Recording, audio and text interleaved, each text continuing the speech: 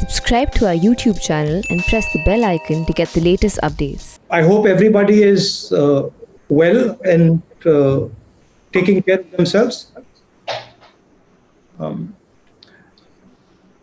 I thought I would have a conversation with you, a press conference with you. In the Congress Party, we have been having an internal discussion about some of our suggestions to the government. And I thought in this press conference, I would lay out some of the ideas that are being discussed internally in the Congress Party. And it is in the spirit of attempting to help the government and to provide some sort of input from our side. You know that we've been now 45 days in lockdown, and we are beginning to run into a little bit of a problem. There is a very strong feeling that we need to immediately, without any delay, get this package to our small and medium businesses, get money into the hands of the poorest Indians, have a strategy for our migrants, and start preparing properly for the opening of this lockdown. So that is what I wanted to discuss with you. Feel free to ask me whatever questions you like. Sir, बहुत सारे प्रश्न साथियों के आए हैं. मैं उन एक करके उन दोस्तों को बोलूंगा कि वो अपने प्रश्न पूछें. पीटीआई न्यूज एजेंसी से संजीव चोपड़ा जी, कृपया अपना प्रश्न पूछिए. Thank you, Randeep ji. Morning, Rahul ji. I hope you're doing good. Well, I'm doing okay. I wouldn't say I'm doing good, but I'm doing okay. Good. Rahul ji, we are in the middle of lockdown 3, and various experts across the world, including the AIIMS director here, have said that the peak will come sometime in June and July. And, since the lockdown is ending on May 17 and with new infections rising, what do you think should be the government's decision on May 17 and what should guide it? And since you said the Congress has also made some suggestions in this regard, and some states which are Congress ruled have said that they will not open their borders till the time the situation improves. So what is your view on that? The central thing the government needs to do is it needs to now give a little bit of transparency on its actions. We need to understand when they open, what is the criteria for that opening? So what are the boxes that they want ticked off before they actually start to open? Number one. And I think it's important that the government tells the people of India that these are the criteria that we're going to be using. And if these criteria are met, then we are going to open. Second, we simply cannot continue without providing support to the people who are suffering as a result of this lockdown. And the thing that is most important to understand that the lockdown is not simply a switching on a key and getting rid of the lockdown. Lockdown requires a number of things to happen. It requires a psychological change. Currently, the disease in India is seen as a very, very dangerous disease. And it is true. The disease is dangerous for certain groups of people. It is absolutely dangerous for older people. It is absolutely dangerous for people with diabetes, heart disease, hypertension, chronic infection, lung infection. But other than that, it is not a dangerous disease. So we are going to have to make a psychological change in the mind of our people. Currently, the people are very scared of the disease. The government, if it wants to open up, it has to turn this fear into a sense of confidence. Otherwise, you can open up and people won't go out.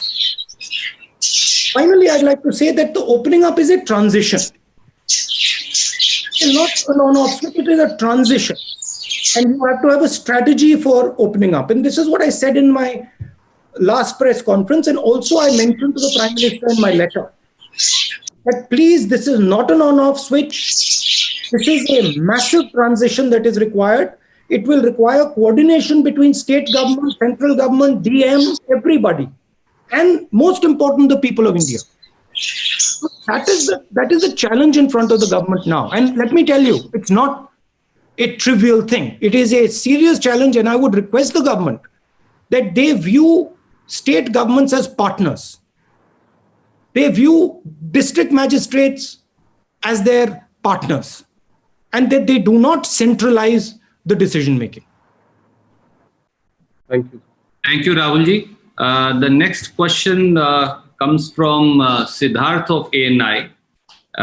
Also, I will request Rajdeep Saradesai ji to also ask his questions since they seem to be related. Siddharth ji, first you go ahead. Since you are younger, let's give you the opportunity first. Now, how come you're giving younger people opportunity first? Normally we have seniors who we give. No. So that's what. Rajdeep ji, It's okay, sir. It's okay. Senior, he's older. It's the age of the young. नमस्कार sir. नमस्कार। Sir आपसे यही पूछना चाह रहा था, आपने पहले भी बात कही कि लॉकडाउन एक पॉज बटन है और 45 दिन हो गए, लोग सड़कों पर आ रहे हैं, साल की बुजुर्ग महिला को कंधे पर लेकर निकल पड़ता है, ट्रेन से कट गए लोग, जो मालगाड़ी से रेलवे ट्रैक पर लोग चल रहे हैं, साइकिल पर लोग निकल रहे हैं। क्या आपको लगता है कि इस लॉकडाउन की स्ट्रैटेजी जो थी या लॉकडाउन का पर्पस था वो डिफीट हो रहा है और लोग विश्वास खो बैठे हैं सरकार में? क्या यही वजह है कि लोग सड़कों पर निकल रहे हैं?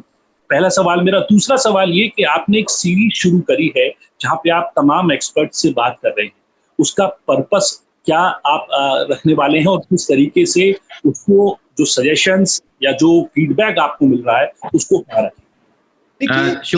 Sir, can I also ask Rajdeep ji, because they are related questions, sir? Why don't you give Rajdeep like his own space? Let me answer that. Rajdeep can have his own. Sure.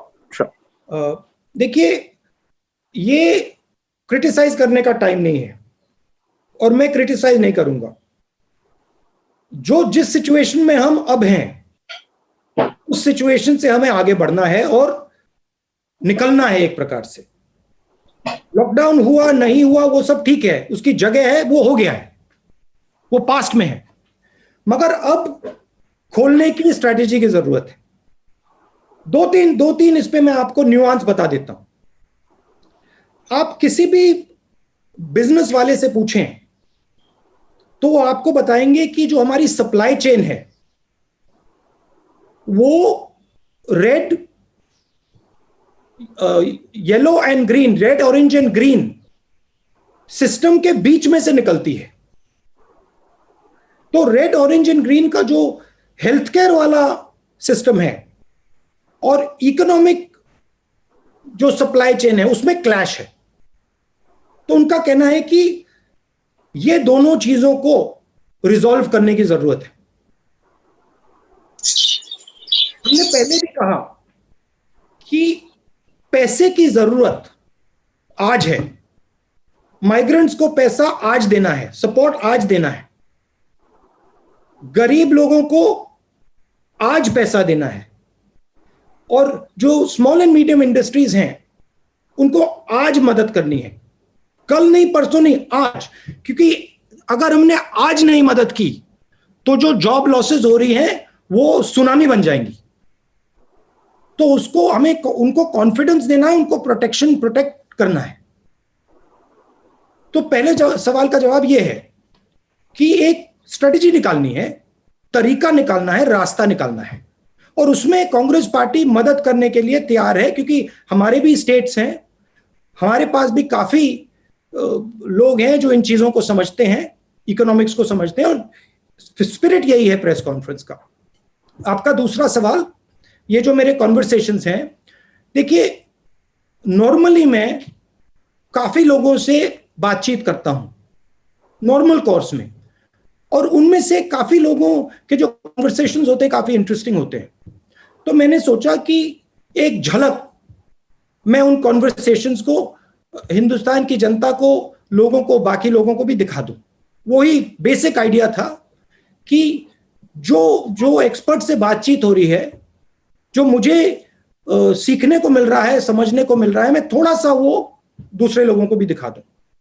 बाकी उसके पीछे कोई strategy नहीं है. Thank you, sir. May I ask Rajdeep ji to come in since you had a related question? Mr. Gandhi, first of all, we all appreciate you doing these conversations because they help in building an engagement with the press community. So thank you very much and stay well. My question is linked to what happened this morning in Aurangabad. Early this morning, as you know, 15 workers were crushed to death in a train incident. This is, part of an ongoing tragedy, unfolding tragedy of migrant labor, Mr. Gandhi. In Karnataka, yesterday, the government did a U-turn.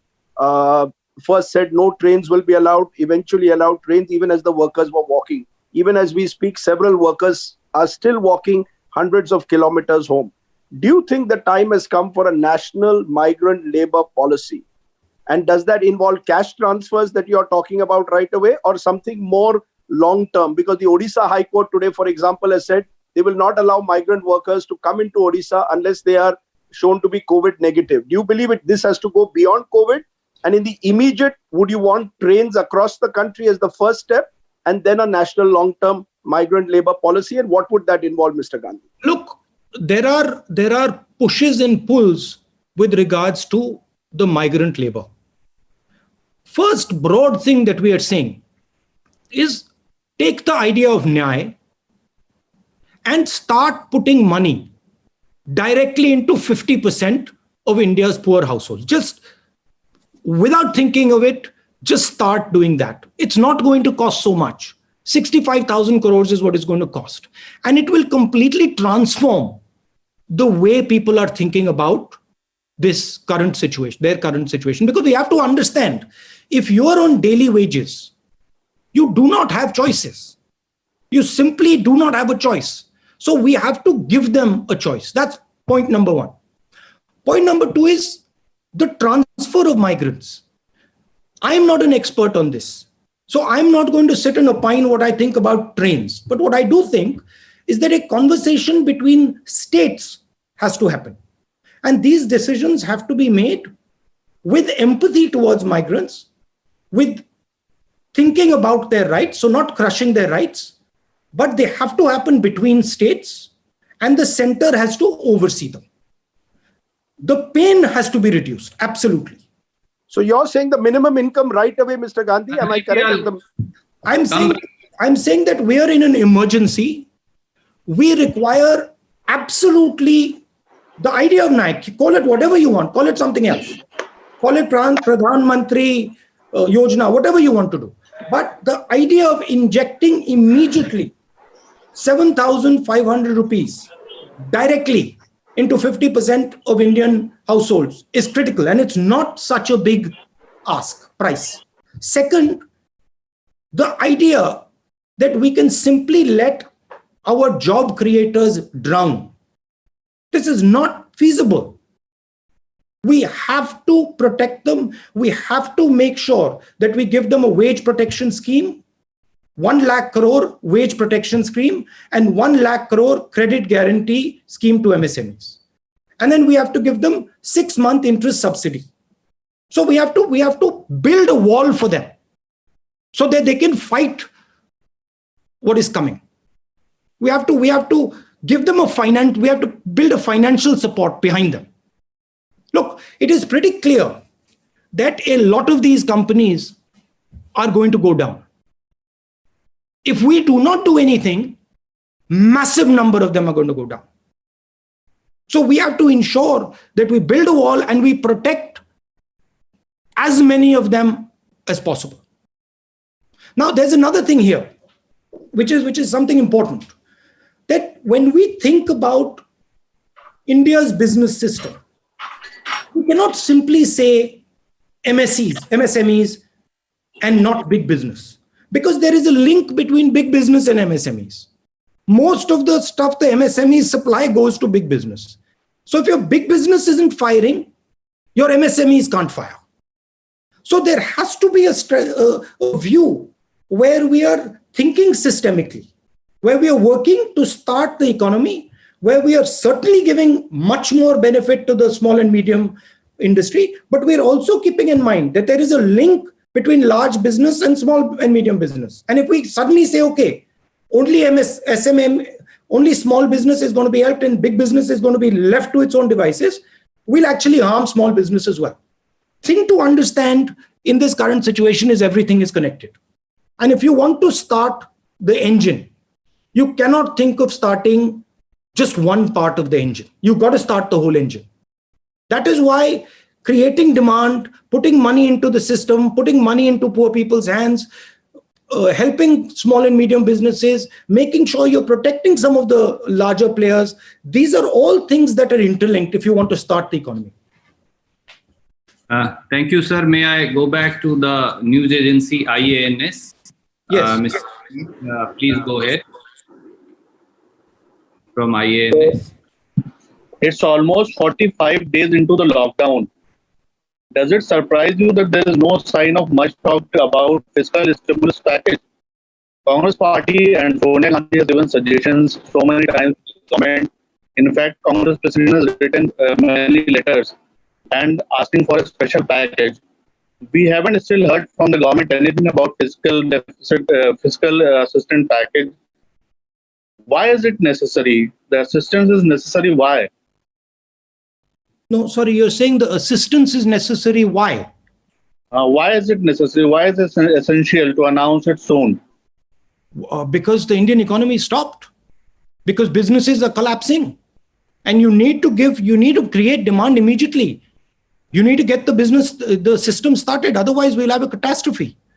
Right? Now, I understand that there is a view in the government that if we move too fast and we spend too much money, we might end up getting a downgrade, and we might end up creating problems with the rupee. But my sense is that you've got to take that risk. You have to move aggressively now, because if you do not control and defend the foundation of our economy, downgrade and all will not matter anymore. Thank you, sir. India is all about domestic consumption. We have to start domestic consumption. We have to start the engine. And I'm sorry to say, we're losing time. And the more time we lose, the worse the impact is going to be. But why do you think that government is delaying it? I said to you that there is a sense in the government that creating a large deficit will create problems externally as far as the rupee is concerned, and as far as downgrading of our country is concerned. But I think the government needs to stop worrying about that and move quickly to protect the heart of our economy. Thank you, sir. From PTI भाषा, अनवर जी कृपया अपना सवाल पूछिए. Sir नमस्कार. Sir आप बार बार जो है decentralisation की बात कर रहे हैं. उस संदर्भ में आपको क्या लगता है जो केंद्र सरकार का रुख रहा है अब तक राज्यों के प्रति, उसे आप कैसे देखते हैं? और जो प्रधानमंत्री की ये कोट अनकोट स्ट्रांग लीडर की जो छवि है, उसका संकट के इस समय कितना फायदा और कितना नुकसान हुआ है आपके नजरिए में? Thank you sir. देखिए, फ्रैंकली अगर आप मुझे पूछें, देखिए प्राइम मिनिस्टर की स्टाइल है और वो उसकी जगह है, वो उनका तरीका है, उनका स्टाइल है. मगर ऐसी घटना में मुझे एक स्ट्रांग लीडर के बजाय बहुत सारे स्ट्रांग चीफ मिनिस्टर, एक स्ट्रांग प्राइम मिनिस्टर और बहुत सारे स्ट्रांग डीएम्स, बहुत सारे स्ट्रांग कलेक्टर्स चाहिए. मुझे चाहिए कि हम बीमारी को लोकल लेवल पे ही निपटा दें. हर लेवल पे बीमारी के सामने एक स्ट्रांग हिंदुस्तानी लीडर खड़ा हो, चाहे वो डीएम हो, चाहे वो किसान हो. मगर मैं उनकी स्टाइल है, वो अलग है, वो ठीक है. मैं आपको छोटा सा उदाहरण देता हूं. ये जो जोन्स बने हैं, रेड, ऑरेंज, ग्रीन, ये नेशनल लेवल से बने हैं. ये जोन्स स्टेट लेवल पे बनने चाहिए. हमारे स्टेट के चीफ मिनिस्टर्स हमें कह रहे हैं कि नेशनल लेवल पे जो रेड जोन है वो एक्चुअली ग्रीन जोन है. और जो ग्रीन जोन है वो एक्चुअली रेड जोन है। तो इंफॉर्मेशन स्टेट लेवल लीडर्स के पास है।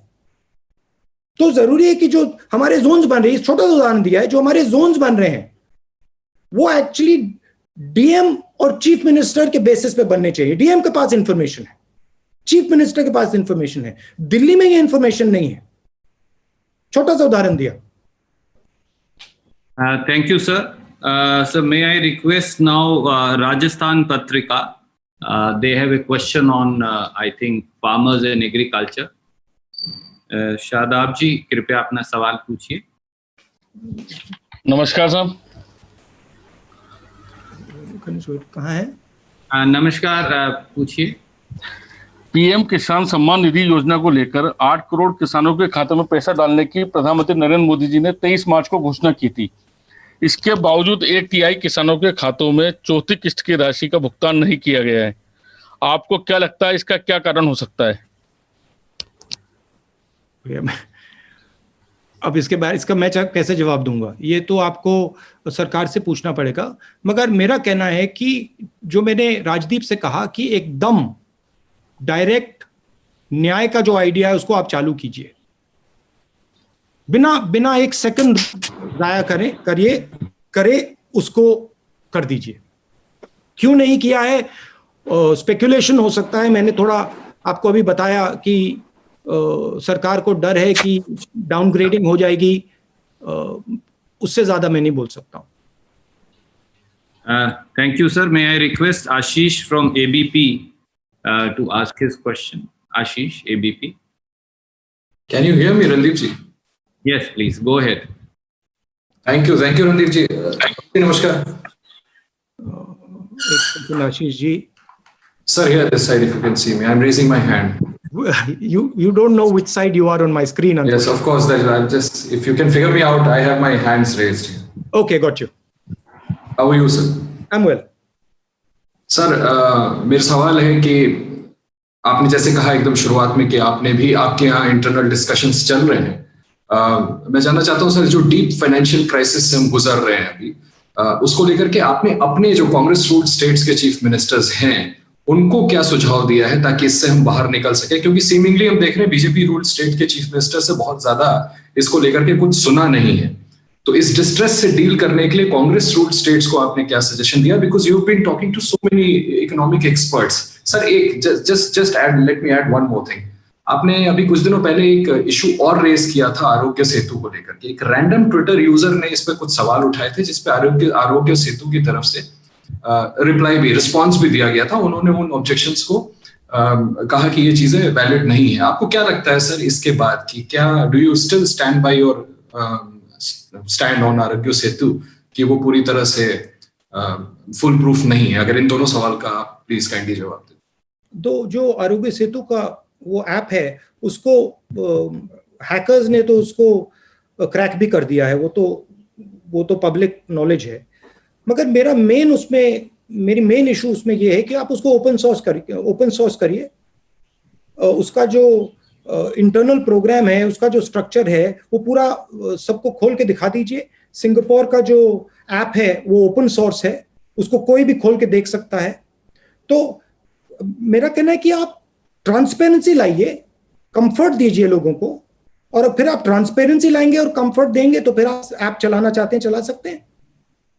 सर, जो स्टेट चीफ मिनिस्टर्स को आपने स्टेट चीफ मिनिस्टर, देखिए मेरा रोल उनको एडवाइस करने का नहीं है। मेरा रोल, जो हमारे 3 चीफ मिनिस्टर्स हैं, मनमोहन सिंह जी, कांग्रेस प्रेसिडेंट, हम सब कुछ ही दिन पहले हमने एक डिस्कशन किया और उस डिस्कशन में जनरली जो हमारे पंजाब, राजस्थान, पौंडीचेरी में जो छत्तीसगढ़ में जो सिचुएशन है उसके बारे में उन्होंने हमें ब्रीफ किया। उनका कहना था कि लड़ने के लिए डिसेंट्रलाइजेशन की जरूरत है, और उनका कहना था कि जो सरकार, सेंट्रल गवर्नमेंट से जो उनको पैसा मिलना चाहिए वो उनको मिल नहीं रहा है, तो उनको बोरो करने की जरूरत, बोरो करना पड़ रहा है, तो उससे उनको काफी मुश्किल हो रही है। ये बेसिक उनकी पोजीशन थी। और फिर अलग अलग स्टेट्स में अलग अलग इश्यूज थे। पंजाब में इशू था कि जो मैंने सप्लाई चेन की बात की कि अगर आपने मेन सप्लाई चेन की जगह रेड कर दिया तो फिर मतलब वहां पे इकोनॉमी शुरू ही नहीं हो सकती।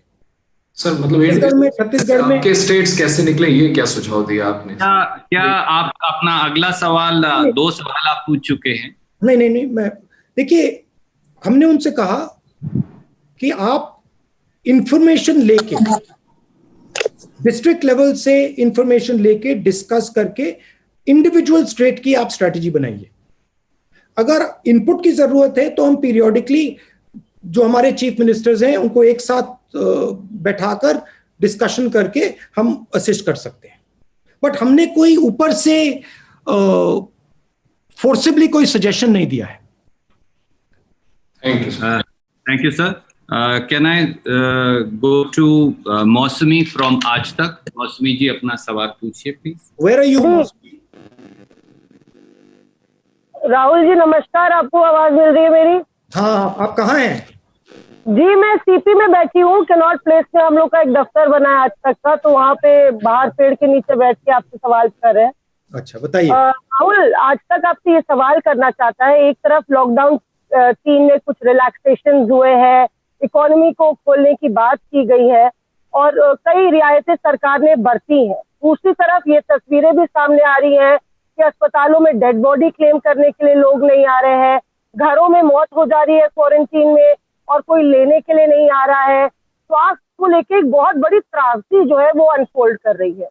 तो मैं पूछना चाह रही थी आपसे कि क्या केंद्र सरकार ट्रायल और एरर मेथड पे चल रही है, उसको नहीं मालूम है कि वो क्या कर रही है, और क्या ये हजारों लाखों लोगों की जान की और स्वास्थ्य की कीमत पर आई कांट हियर, थोड़ा लास्ट बिट फिर से रिपीट कीजिए मौसमी जी। मैं ये बोल रही थी राहुल कि क्या आपको लगता है कि सरकार ट्रायल और एरर मेथड पे चल रही है?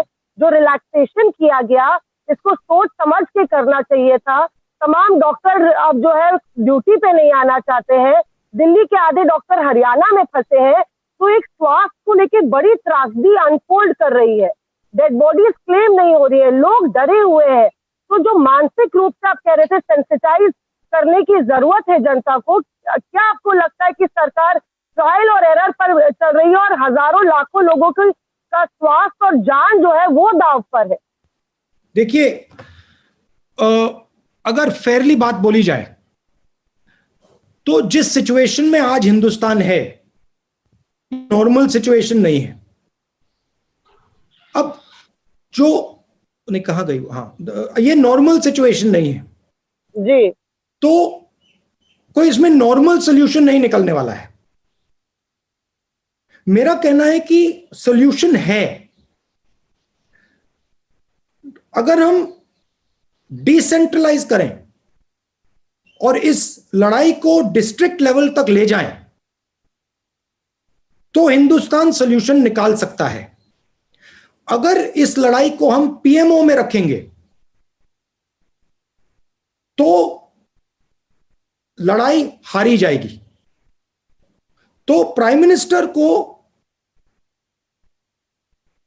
पावर डिवॉल्व करना पड़ेगा, प्राइम मिनिस्टर को चीफ मिनिस्टर्स पर भरोसा करना पड़ेगा और चीफ मिनिस्टर्स को डीएम्स पर भरोसा करना ही पड़ेगा। और अगर हमने सेंट्रलाइज किया तो फिर कैलामिटी होने वाली है। मगर मैं आपको एक और बात बताना चाहता हूं जो मैंने पहले बोली। देखिए, लॉकडाउन ने सिर्फ हिंदुस्तान की नहीं पूरी दुनिया की साइकोलॉजी बदल दी है जी। लॉकडाउन से पहले कोविड डेडली डिजीज नहीं थी, लॉकडाउन के बाद लोगों के दिमाग में कोविड डेडली डिजीज हो गई है। यह एक्चुअली गलत फहमी है। कोविड डेडली डिजीज है मगर 1% लोगों के लिए, और हमारा फर्ज बनता है कि हम उस 1% को पूरा प्रोटेक्शन दें और उनमें से एक व्यक्ति को बीमार ना होने दें।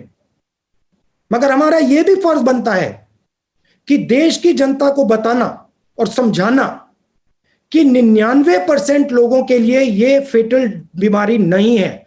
यह प्रधानमंत्री को बहुत अग्रेसिवली करना चाहिए, हम सबको बहुत अग्रेसिवली करना चाहिए, क्योंकि आज हिंदुस्तान में, बाकी दुनिया में डर का माहौल है। और अगर हम लॉकडाउन को हटाना चाहते हैं, डर के माहौल को मिटाना ही पड़ेगा, नहीं तो आप सब कुछ खोल दो, कोई बाहर नहीं आने वाला है। तो मैं आपको भी, प्रेस वालों को भी यह मैसेज देना चाहता हूं कि आपको भी ये रियलिटी बतानी चाहिए कि 99% हिंदुस्तानियों के लिए ये डेंजरस डिजीज नहीं है।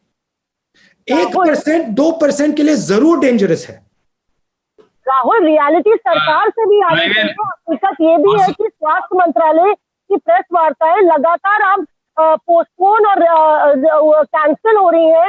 लगातार डबलिंग जो है वो उसका पीरियड कम होता जा रहा है और प्रेस वार्ता कम होती जा रही है सरकार की तरफ से। तो ऊपर से इंफॉर्मेशन नहीं आ रही है, ऐसे में मीडिया आगे क्या जानकारी दे, इससे और कियोस और पैनिक फैलता है। तो लगातार प्रधानमंत्री भी कर रहे हैं। मैं आपको अपनी साइड से बता देता हूं, फिर आप शायद माने ना माने। जितना आप इसको कम सेंसेशनलाइज करेंगे, जितना आप इसकी रियलिटी बताएंगे, उतना हिंदुस्तान को फायदा होगा। रियलिटी बड़ी क्लियर है, 1 to 2% के लिए डेंजरस डिजीज है। 95% लोगों के लिए, 99% लोगों के लिए ये डेंजरस डिजीज नहीं है। और ये जो माहौल, डर का माहौल है, इससे हमें निकलना ही पड़ेगा। और जितना जल्दी हम निकलेंगे उतना जल्दी हम नॉर्मेलिटी में जा सकते हैं। तो मेरी भी जिम्मेदारी बनती है, आपकी भी जिम्मेदारी बनती है, प्रधानमंत्री की भी बनती है। आज हमें ये भूल जाना है कि मैं जर्नलिस्ट हूं, मैं कांग्रेस पार्टी का हूं, मैं आरएसएस का हूं, मैं बीजेपी का हूं। नंबर 1 मैं हिंदुस्तानी हूं। हिंदुस्तान में डर मिटाना है और हिंदुस्तान की जो इकोनॉमिक सिस्टम है, वापस उसको पटरी पे लाना है। Thank you, sir. May I go to Anand Patel from India Today? Anand ji. Hello, Rahulji. Can you see me? Yes, I can, Anand. Yeah. So, no, this pandemic crisis, everybody believes that this is also an opportunity for India to invite investment. And the recent suspicion among the businesses operating out of China have offered a great opportunity for us to open our doors for long-term investment. But do you think our government is doing enough? Do you have any suggestions to offer? Frankly, now is not the time to think about what we will do 5 years from today. Now is the time to think about what we are going to do now, this minute, immediately. So if we do not act now, if we do not protect our small and medium businesses now, if we do not protect our migrants now, if we do not do income support now, we will not have an economy. To be very blunt with you, there'll be no competition. Right. I will discuss with you after the COVID crisis what I think we can do about competition with China. Also, I don't think you should underestimate Chinese business strength. There is a very strong foundation there, but we have also a very strong foundation. But let us not discuss what can be discussed 5 months from now. Let us discuss what has to be discussed now. I won't be able to discuss with you 5 months from now what can be done now. That opportunity will go. Thank you. Vijay Lakshmi from India TV. Am I audible? Yeah. Yes, you are audible. Hi, कैसे हैं राहुल जी? नमस्कार. I'm okay. How are you? I'm good. मैं इधर हूँ, आपको दिख रही होंगी. I'm raising my hand. I know, but you're outside. You're not in an office. I am also. I'm at Vijay Chowk at this moment, so we are not in office. Most of the time we are on field only. Rahul ji, मैं आपसे पूछना चाहती थी job creation पर, क्योंकि बहुत सारे लोग बेरोजगार हुए हैं इस पूरे कोविड-19 की प्रक्रिया के दौरान. इनफैक्ट विदेशों से भी काफी सारे भारतीय हैं, 2 लाख के करीब भारतीय जो खाड़ी देशों से वापस आएंगे. तो आपको लगता है कि ऐसे लोगों के लिए भी एक रिहैबिलिटेशन पॉलिसी होनी चाहिए जो अपनी जॉब लूज करेंगे? माइग्रेंट वर्कर्स को हम देख ही रहे हैं. तो ये rehabilitation plan in terms of their job opportunity post कोविड-19 आपको लगता है एक बड़ा चैलेंज है? और जहां तक बात की जाए कांग्रेस शासित राज्यों की, तो क्या आपके जो कांग्रेस रूल स्टेट्स हैं, क्या वो कोई स्ट्रेटेजी पर रिहैबिलिटेशन पोस्ट कोविड इसको लेकर के काम कर रहे हैं अभी? मेन बात जो डिमांड है उसको क्रिएट करने की है. डिमांड आप क्रिएट करेंगे, सप्लाई क्रिएट होगा. अभी डिमांड बंद है, सप्लाई बंद है। डिमांड क्रिएट करने के लिए आपको पैसा डालना पड़ेगा एकदम। एक तरफ आपको, जो मैंने न्याय की बात बोली, एकदम वो करना पड़ेगा, किसानों की मदद, किसानों के हाथ में पैसा डालना पड़ेगा, जो गरीब लोग हैं उनके हाथ में पैसा डालना पड़ेगा, और जो हमारा सबसे बड़ा जॉब क्रिएटर है स्मॉल मीडियम इंडस्ट्री, उसको फाइनेंशियली प्रोटेक्ट करना पड़ेगा। और जो मैंने पहले पॉइंट बनाया कि आप स्मॉल एंड मीडियम को लार्ज इंडस्ट्री से हटा नहीं सकते हैं, लिंक्ड हैं, तो आपको सिलेक्टिवली जो हमारी लार्ज इंडस्ट्रीज हैं उनको भी प्रोटेक्ट करना पड़ेगा। जॉब क्रिएशन जब होगा जब स्मॉल एंड मीडियम इंडस्ट्रीज में कॉन्फिडेंस आएगी और इंजन स्टार्ट होगा। और आखिरी बात जो मैंने दोहराई, अगर डर का माहौल नहीं हटा तो लॉकडाउन नहीं हटने वाला है। तो एक्टिवली डर के माहौल को चैलेंज करना है, आपको भी करना है, मुझे भी करना है, पीएम को भी करना है, मिलकर करना है। लेकिन राहुल जी, आपको लगता नहीं कि डर के माहौल को चैलेंज करने के कुछ रेपरकशन भी हो सकते हैं? लोग शायद बहुत लाइटली लेने लग जाएं चीजों को। नहीं, लाइटली नहीं लेना है, रियलिटी बतानी है। रियलिटी है कि डिजीज 1 to 2% के लिए बहुत डेंजरस है, ये रियलिटी है, सच्चाई है। डायबिटिक्स के लिए, हार्ट पेशेंट्स के लिए, लंग पेशेंट्स के लिए डेंजरस है, रियलिटी है। मगर जो हेल्थी लोग हैं उनके लिए ये डेडली डिजीज नहीं है। जरूर प्रॉब्लम हो सकती है, मगर 90% लोगों को मृत्यु नहीं होने वाली, 90% लोगों की मृत्यु नहीं होने वाली है। ये रियलिटी आपको भी बतानी है, हमें भी बतानी है। Thank you sir. मैं सब साथियों से अनुरोध करूंगा, आप सब 2 सवाल पूछने लगे हैं, ऐसे बाकी साथियों का नंबर नहीं आएगा। उमा शंकर जी एनडीटीवी से, कृपया अपना सवाल पूछिए। जी, आपको आवाज आ रही है मेरी? हाँ जी। जी, राहुल, आपको याद होगा कि पिछली बार जो आपने पिछले महीने प्रेस कॉन्फ्रेंस किया था, शायद 16 अप्रैल को, तो मैंने ट्रेन का सवाल पूछा था। आपने तब कहा था कि मैं एक्सपर्ट नहीं हूं और एक्सपर्ट की राय जो है वो अलग अलग तरह की है, सरकार को चाहिए कि एक्सपर्ट से वो पूछ के फैसला ले। अब जबकि सरकार ने फैसला ले लिया है, ट्रेन जो है वो कुछ तादाद में चलाई जाने लगी है, अभी भी ये देखने को आ रहा है कि बहुत सारे हजारों की तादाद में या लाखों की तादाद में जो माइग्रेंट लेबरर्स हैं वो सड़क के रास्ते, रेल लाइन के रास्ते जा रहे हैं। कर्नाटक जैसे स्टेट में एक बार ट्रेन रोक दी जाती है, फिर उसके बाद ट्रेन चलाने की बात होती है। तो जो एक समस्या है माइग्रेंट लेबरर्स की, वो लगातार बनी हुई है, बहुत ही कंपेलिंग है। तो क्या आप सरकार को ये सुझाव देंगे कि जब ट्रेन चलाने का फैसला कर लिया है तो इसको थोड़ा ज्यादा तेज करे, तमाम मेडिकल प्रोटोकॉल को साथ रखते हुए, ताकि ये जो आवाजाही का जो काम है वो जल्दी पूरा किया जा सके और दूसरी चीजों पर कंसंट्रेट किया जा सके? कांग्रेस प्रेसिडेंट ने जो रेलवे फेयर की बात उठाई वो बिल्कुल मुझे लगी बिल्कुल सही थी, कंपैशनेट थी, अच्छी बात बोली कांग्रेस प्रेसिडेंट ने। देखिए, सेफली करना चाहिए, आप जितना भी टेस्ट कराना चाहते हैं कराइए, मगर जो माइग्रेंट लेबर का जो हक है, जो राइट है, वो उसको मिलनी चाहिए। रिस्क लिए मत कीजिए, बिना टेस्ट मत कीजिए, मगर टेस्ट किए सेफली जरूर माइग्रेंट को अपने घर वापस भेजना चाहिए। Thank you sir. न्यूज़ 18 से अरुण कुमार सिंह जी,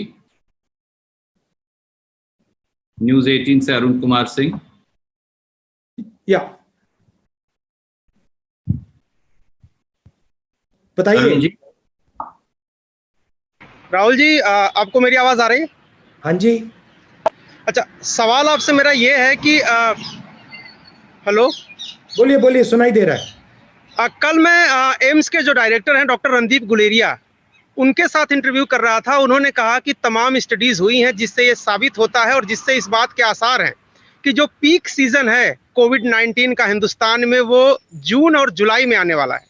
यानी अभी वर्स्ट आना बाकी है, अभी जो चल रहा है वो तो कुछ भी नहीं है। तो मेरा सवाल ये है कि भारत सरकार के कार्यों को आप नजदीक से देख रहे हैं, प्रेस कॉन्फ्रेंस कर रहे हैं, आपको लगता है कि भारत सरकार तैयार है? और दूसरी बात जो है कि माइग्रेंट लेबरर्स लाखों की संख्या में फंसे हुए हैं, आपकी पार्टी के ही लोग आरोप लगा रहे हैं कि हमने 5 ट्रेन, स्पेशल ट्रेन मांगी, हमको 2 मिल रही है, 3 मिल रही है, ट्रेन नहीं मिल रही, हम किराया देने को तैयार हैं लेकिन हमको ट्रेन मिल ही नहीं रही है। इन दोनों मुद्दों पर आपकी राय जानना चाहता हूँ। सरकार जनरली माइग्रेंट लेबर्स को रिस्ट्रिक्ट करना चाह रही है, और मैंने वो अभी पहले जवाब दिया कि उस प्रकार से रिस्ट्रिक्ट नहीं करना चाहिए, टेस्टिंग होनी चाहिए, और जो उनका हक है अगर वो घर वापस जाना चाहते हैं तो अलाउ कर देना चाहिए। आपने पीक की बात बोली,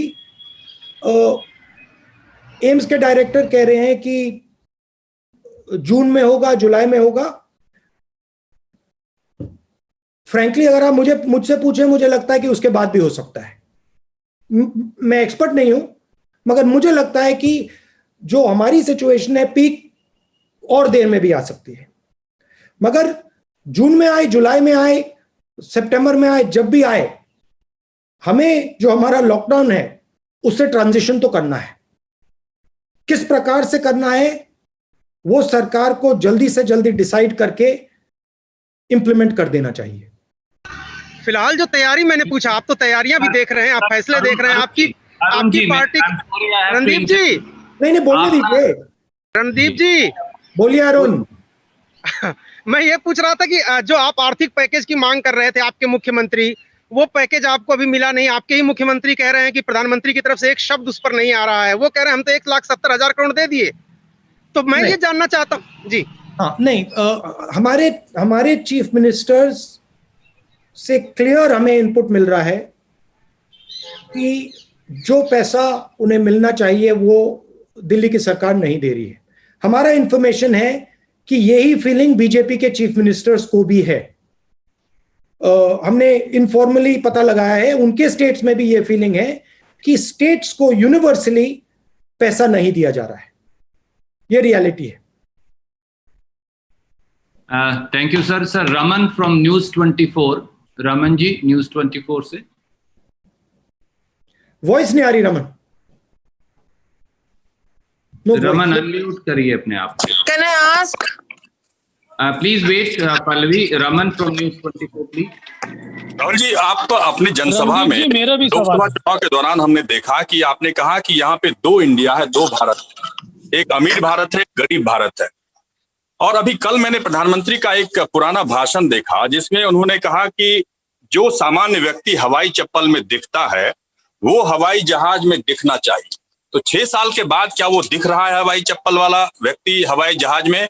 और जो किसानों की समस्या है खासतौर पर लॉकडाउन के समय में, क्या आपको लगता है कि किसानों के लिए भी सरकार को कोई आर्थिक पैकेज अनाउंस करना चाहिए, घोषणा करनी चाहिए?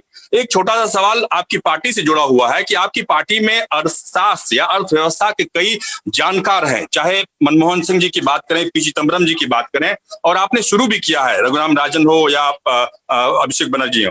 क्या कांग्रेस पार्टी अर्थव्यवस्था को लेकर सरकार से सीधे संवाद की पहल करेगी?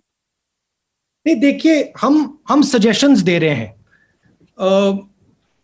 जो भी हमें लगता है जिससे फायदा होगा वो इनपुट हम सरकार को दे रहे हैं। सरकार की जनरल स्टाइल ऑपोजिशन से बात करने की नहीं है, उसको हमने एक्सेप्ट कर लिया है। बट हम जो हमारा काम है वो कर रहे हैं। हमें लगता है कि 4-5 चीजें इमीडिएटली करनी चाहिए। मैंने पिछले प्रेस कॉन्फ्रेंस में भी बोला, इस वाले में भी बोल रहा हूं कि पैकेज की जरूरत है, एकदम कीजिए। हमने एमएसएमईज के बारे में क्लियर फ्रेमवर्क बनाया है, इनकम सपोर्ट का क्लियर फ्रेमवर्क बनाया है। एक और सजेशन, मनरेगा को आप 200 दिन का कीजिए, ये भी हमने सजेशन दिया है। तो हम अपना काम करते जा रहे हैं। देखिए, 2 हिंदुस्तान हैं और जरूर जो कोविड का असर है जरूर गरीब हिंदुस्तान को ज्यादा लग रहा है, जरूर। और इसीलिए सरकार को जो हमारे गरीब लोग हैं, जो हमारे किसान हैं, जो हमारे मजदूर हैं, उनके खाते में एकदम पैसा डालना चाहिए। Thank you sir. Mohit Dubey from news nation please. Mohit. Rahul ji नमस्कार।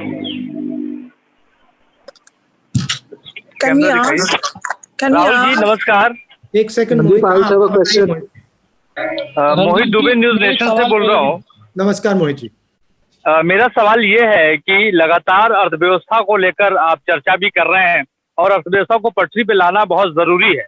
प्रधानमंत्री नरेंद्र मोदी खासतौर पर पीएम केयर फंड में पैसा इकट्ठा हो रहा है, बड़े बड़े सेलिब्रिटीज ने पैसा दिया है, आम लोगों ने पैसा उसमें दिया है। उसमें कितना पैसा अब तक खर्च हुआ, क्या कांग्रेस पार्टी इसकी डिमांड करती है, पूछेगी कि कितना पैसा इकट्ठा हुआ, कितना खर्च हुआ? और एक और सवाल छोटा सा इससे जुड़ा हुआ है कि लगातार आप लोग जो कह रहे हैं कि जो रेलवे का किराया है उसको लेकर आपकी जो संगठन है राज्यों की, वो लोगों की मदद कर रही है, चाहे अमेठी की बात हो, उत्तर प्रदेश की बात हो या दूसरे राज्यों की बात हो। लेकिन सरकार का कहना है और भारतीय जनता पार्टी का कहना है कि कांग्रेस राजनीति कर रही है, वो मदद नहीं कर रही है। नहीं, देखिए, ये आप मेरा प्रेस कॉन्फ्रेंस देखिए, इसमें मैंने कोई राजनीतिक आक्रमण नहीं किया। मैंने कोई आपने मुझसे पूछा, आपने मुझे बहुत सारी अपॉर्चुनिटीज दी, मैंने एक भी अपॉर्चुनिटी नहीं ली, क्योंकि मैं जानता हूं और समझता हूं कि ये टाइम नहीं है। ये टाइम मदद का है, फ्रैंकली बताऊं। हिंदुस्तान की जनता को दर्द हो रहा है, हमें उनके साथ खड़ा होना है, वो काम हम कर रहे हैं। आपका दूसरा सवाल क्या था? वो पीएम फंड। देखिए, जो मैंने कोविड ऐप के बारे में बोला वही पीएम फंड के बारे में बोल रहा हूं। उसकी ऑडिटिंग होनी चाहिए, क्लियर होना चाहिए किसने पैसा दिया, कितना पैसा दिया और किसको दिया। आप क्लियर कर दीजिए, ऑडिट कर दीजिए, कोई प्रॉब्लम नहीं। Thank you, sir. Can I quickly go to Pallavi from CNN? Hi, Rahul. Rahul, can you hear me? Yes, yeah, Pallavi. I'm in blue. Okay, I hope you're Pallavi, fine. have you lost weight? I hope I have. Thank you. You've lost weight, huh? Thank you so much. Okay, Rahul, I'm just going back to what Captain Amrinder Singh said a few days back. He said people sitting in Delhi cannot decide what the zones are, cannot dictate the policy. So 2 quick questions over here. One, do you think there's a complete centralization as far as the policies and lockdowns are being decided? That's one. Second, Uttar Pradesh followed by Madhya Pradesh is coming out with these ordinances on labor laws, which means most of the labor's rights will be taken away because there's this worry that they're going back home and we don't have enough people to do work. So your quick reactions on these two. Centralization, you think? And second, of course, on the labor. One is the truth is that people are very scared. And it is the right of people to be scared. If somebody is scared of a situation, you cannot just say, I'm not going to care about that. So reducing the fear that is rampant is critical. It is very, very important. And it is the right of workers, right of every Indian, to go where he wants, go back home. And it is the duty of the government not to bully them, but to make it easy for them as long as safety is maintained to go back home. I think that is important. Amrinder Singh ji is very concerned because some of the zones that they have made red are actually not red. And some of the zones that they have made green are actually red. Because the information at the center is wrong. So he's actually worried about that. Because when you are centralizing the decision on the zones, you're making mistakes. And then that is helping spread the disease. That is why it is very, very important that the zones are decided by the districts and by the chief ministers. So you think the states are not being taken on board? The center is deciding everything? Randeep जी, बिलाल बोल रहा हूँ, मेरा भी एक सवाल है sir. एक second Pallavi, the list is being compiled at the center and told to the states. This is a very serious problem. The list needs to be created by the state. PMs need to say, the disease is in a dangerous place. I want to make it a red zone. And then the chief minister has to decide that. It cannot be decided top down. It is actually taking us backwards in the fight. Randeep ji, सवाल मेरे। Sir, can we go to Sanjay Mishra from Dainik Jagran? He's been waiting for some time. Thank you. Yeah. बताइए। संजय जी, सवाल पूछिए। Sir, उनका जी, मेरी आवाज आ रही है? राहुल जी नमस्कार। रणदीप जी, मेरा भी सवाल है। और राहुल जी मेरा सवाल इंटरलिंक्ड है।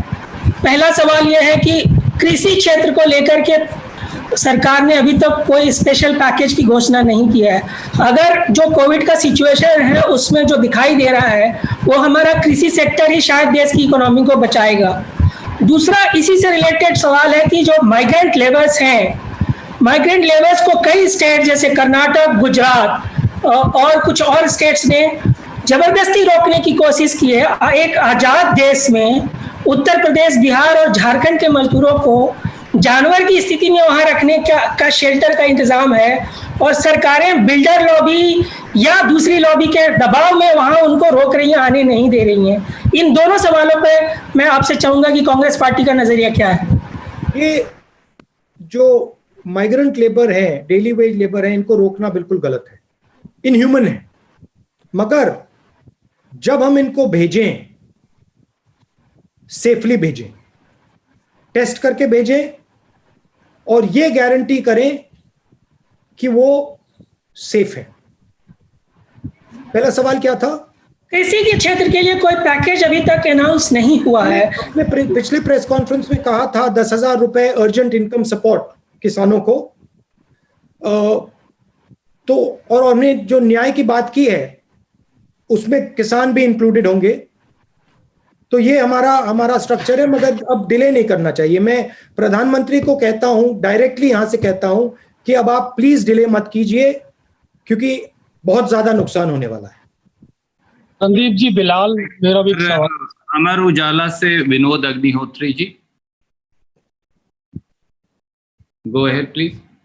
विनोद अग्निहोत्री जी वरिष्ठ पत्रकार हैं अमर उजाला से। हाँ जी। राहुल जी नमस्कार। मेरा सवाल ये है कि कोविड के नाम पर सरकारों को बहुत ज्यादा इमरजेंसी अधिकार मिल गए हैं और लोगों के डेमोक्रेटिक राइट्स और लेबर राइट्स को जो है कंट्रोल किया जा रहा है। अभी उत्तर प्रदेश की सरकार ने और मध्य प्रदेश की सरकार ने लेबर रिफॉर्म्स के नाम पर बहुत सारे लेबर राइट्स जो है वो खत्म कर दिए हैं। इस पर कांग्रेस पार्टी का और आपका क्या स्टैंड है? क्योंकि ह्यूमन राइट्स और डेमोक्रेटिक राइट्स को कर्व करने का एक तरीका कोविड के नाम पर एडमिनिस्ट्रेशन को और अथॉरिटीज को मिल गया है। हमारे लिए कॉन्स्टिट्यूशन सुप्रीम है और कॉन्स्टिट्यूशन में क्लियरली लिखा है कि हिंदुस्तान को किस प्रकार से चलाया जाएगा, क्या रूल्स होंगे, क्या अधिकार दिए जाएंगे लोगों को, और हम उन अधिकारों को डिफेंड करेंगे। जरूर इमरजेंसी सिचुएशन है, कोविड बीमारी और जो लॉकडाउन है इमरजेंसी सिचुएशन है, मगर ये जो एक प्रकार से कानून बनाए जा रहे हैं ये परमानेंट नहीं होने देंगे। मतलब इनको सिर्फ मैं आपको बता देता हूं, देखिए हमारी बात नहीं है जी। अगर कोई सोचता है कि हिंदुस्तान की आवाज को दबाया जा सकता है तो हिंदुस्तान उसको समझा देगा, कोई भी हो। तो हिंदुस्तान की आवाज को नहीं दबाया जा सकता है, उसमें तो मुझे पूरे कॉन्फिडेंस है। Thank you. मैं अब वाइंड अप कर रहा हूं। एक इंडियन एक्सप्रेस से हमारे साथी मनोज सी जी ने, वो लिंक टूट गया है, सवाल नहीं पूछ पाए, पर सवाल मुझे भेजना है। रणदीप जी, मैं भी पूछने का मौका दीजिए। रणदीप जी, मैंने भी आपको सवाल भेजा है, पढ़ो भैया। People get the money advance में, और उन्होंने कहा मैं क्यू में हूं। Nobody can hear, sir. You'll have to repeat. Promise to that. I can't hear you. Sorry, sir. Since everybody was speaking. Abhijit Banerjee, during his conversation with you, said that cash transfer should be made after the lockdown is lifted, so that people get the money when they can go out and buy and not now. He said the government can make a promise to that effect now. Do you agree, or does the Congress feel cash transfer should be made now? I think we are at a place where we have already started the transition of opening the lockdown. What Mr. Banerjee was saying was the moment the transition to a non-lockdown state begins, you have to start giving the money. And I think that process should start immediately. According to the government's own admission that we are beginning to loosen the lockdown. Thank you, sir. There are multiple questions, sir, and I wish I could take them all. It's been 1 hour and 10 minutes. Look, Randeep ji, what I will do, we will do this again And I would request you that the people who have not been able to ask a question this time should be given first chance in the next. Thank you so much, Rahul Gandhi, because you are finally, because we always have this problem. We always have this problem, and I'm very happy that Sunil, you don't have this problem. Sir, I have not been asked allowed in the lockdown period twice. Okay, good. Sunil will ask the first question next time. And Mukesh Kaushik is also not being given chance, sir. line में हूँ sir. Sunil and Mukesh. Many questions. Sir Bilal Sabzwari Swaraj express से बोल रहा हूँ. आज question ले लीजिए sir, मुझको एक अर्जेंट सवाल करना है. Can I make? We'll take a question from Mukesh and Sunil both, and then we will wind it Rahul, up. This is Sanjeev Mohan Gupta. Can I ask you? Randeep ji मैं भी हूँ. रणदीप जी मैं भी हूँ. जी मैम, मैंने नोट कर लिया है. जैसा राहुल जी ने कहा है, हम बहुत जल्द बाकी के सवाल भी लेंगे. I was here for the very first time. This is Mayank, so I believe that next time my question will be taken. We will also do that. So if Sunil, you are here, go ahead and ask, please. Rahulji, thank you so much, because I think 2 points which have not been really raised correctly is one is about which the Chief Justice said that the executive, the legislature, and the judiciary must work together during an emergency. The legislature, there have been requests from standing committees, in particular, to have an oversight over what the Home Ministry is doing, because it's become a joke, the kind of compendiums that they have been sending in terms of addendums after issuing guidelines, and various states, and confusing everybody. So we have seen that across the states. So whether now their presiding officers under pressure after listening to certain people are saying, okay, let them examine it because in camera, because Prime Minister is holding meetings with chief ministers. There have been various in camera hearings, but legislative oversight is not permitted. Second, chief ministers across this country have started taxing diesel, petrol, alcohol. Would you suggest this to your Congress chief ministers in particular? And I've seen you a little bit more active during this lockdown. Will this mean that you relook at your issue of, the closed chapter? Is you returning back as a closed chapter, or is it an open chapter now? Now, you please read my letter that I wrote 1 year ago on that issue. I think oversight is very important, and I think committees in Parliament absolutely should be allowed oversight. I think it is critical. In fact, the sooner the better. The petrol and diesel.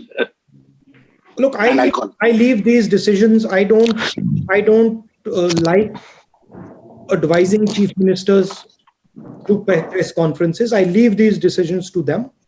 The rule I would say they should follow is be compassionate, understand that India is going through a very difficult time, that there are people who are struggling more than others, and be gentle and compassionate and loving towards everybody. I do think that I was actually surprised at the diesel and petrol hikes at the central level. I didn't expect that, but they have their prerogatives. Thank you, sir. Can I just? Sir, Randeep जी, आप सवाल की इजाजत है तो कर लूं? एक सवाल पूछ लूं? Can I just end the line, Randeep? जी सर. राहुल जी एक राहुल जी, मैं मुकेश कौशिक हूँ, दैनिक भास्कर से. 1 मिनट मुकेश जी, कुछ वो कह रहे हैं. नहीं, let Mukesh speak. Mukesh ji बताइए. हाँ, राहुल जी, मेरा सवाल इंडियंस को जो बाहर हैं, विदेशों में हैं, उनको भारत लाने के बारे में है. लेकिन उससे पहले मैं आपके जो कन्वर्सेशन चल रहे हैं उसके बारे में आपको धन्यवाद देना चाहता हूँ. आपने हम जैसे जर्नलिस्ट को सिखाया है कि किस तरह से अच्छा इंटरव्यू पोलाइटली कंडक्ट करना चाहिए, किस तरह से लोगों से नॉलेज लेनी चाहिए. वो इंटरव्यू नहीं है भैया, बहुत पोलाइटली आप बहुत वो कॉन्वर्सेशन है, एक्सचेंज ऑफ आइडियाज है. लेकिन मैं आपका फैन नहीं है, बट काफी मतलब इंटरेस्टिंग बातचीत हो रही है. हाँ, मेरा सवाल ये था कि हम लोगों ने इटली, ईरान, वुहान और जापान से इंडियंस को लाए और फ्री ऑफ कॉस्ट लाए. वो स्टूडेंट्स थे, वो डिस्ट्रेस में थे. लेकिन जब खाड़ी देशों से मजदूरों को लाने की बात हुई, कामगारों को लाने की बात हुई, तो उनसे भारत सरकार चार्ज ले रही है. ये कहाँ तक उचित है? गलत है। सब हिंदुस्तानी एक हैं, सबको एक ही ट्रीटमेंट मिलना चाहिए। और अगर हम लोगों को ट्रांसफर करने की बात करते हैं इस सिचुएशन में, सिर्फ हमें एक चीज चेक करनी है कि वो मेडिकली चेक्ड हैं, हाँ या ना। अगर मेडिकली चेक्ड हैं, सेफ हैं, तो उनको ट्रांसफर करने की कोई प्रॉब्लम नहीं। Thank you sir. The last question is from Sandeep Fukan of Hindu. Sandeep, please go ahead and ask your question. Randeep ji, मैं भी हूँ जी। मुझे मालूम है मैम, और जैसा ज्यादा से ज्यादा हम 50 के करीब सवाल ले चुके हैं और भी लेंगे। Sandeep ji from Hindu, please go ahead and ask. Otherwise, he has sent me the question, and also question on my screen identical. And if I may repeat the question of both of them, sir. Yes. Sandeep ji from Hindu and Kaushik Deka from India Today both wanted to know two things, sir. One was your opinion on a comprehensive agriculture package. And the second part of the question, sir, was how a top-down strategy is not working, and the strategy really needs to come from the district, state, and then to the center, and not vice versa. Yeah, the bulk of the fight is going to happen at the district and the state level. But that is not to say that there is no role for the center. Center absolutely has a role, but there is a division of labor. Center should not be deciding zones. District magistrates and chief ministers should be deciding zones based on input from the ground, for example. But that is not to say that there is no place for the center. The center absolutely has to think about national strategy, but center must not get into the local fight against the disease. And I think if there is a observation that I can make, the current fight is too centralized. It needs to become more decentralized. Prime Minister has to, in my view, do 2 or 3 things. Number one, reduce the fear of the Indian public. That's job number one. Make India believe that, look, yes, it is a scary disease. Yes, it is scary for a certain amount of people, but it is also not a deadly disease for many people. Number two, start talking with the chief ministers, not talking as the boss, but talking as a colleague, talking as someone who's helping them. Forget about Congress ruled states, BJP ruled states, CPIM, forget about all that. They're all Indian chief ministers. And they should all be working together with the Prime Minister. I would, if I was to advise Prime Minister, even though it's not my place, definitely, once in 2-3 days, a call to every single chief minister. That would be very important. And a partnership type of call. Thank you. Rahul ji, चलते एक सवाल पूछने अगर आपकी जाए तो। Finally, other advice, which has been the thrust of this press conference. Put money into our people's hands immediately. Don't dilly-dally. Put money immediately into our people's hands. Don't worry about it. Our people are solid people. They will turn this thing around if you give them the opportunity. Thank you very much.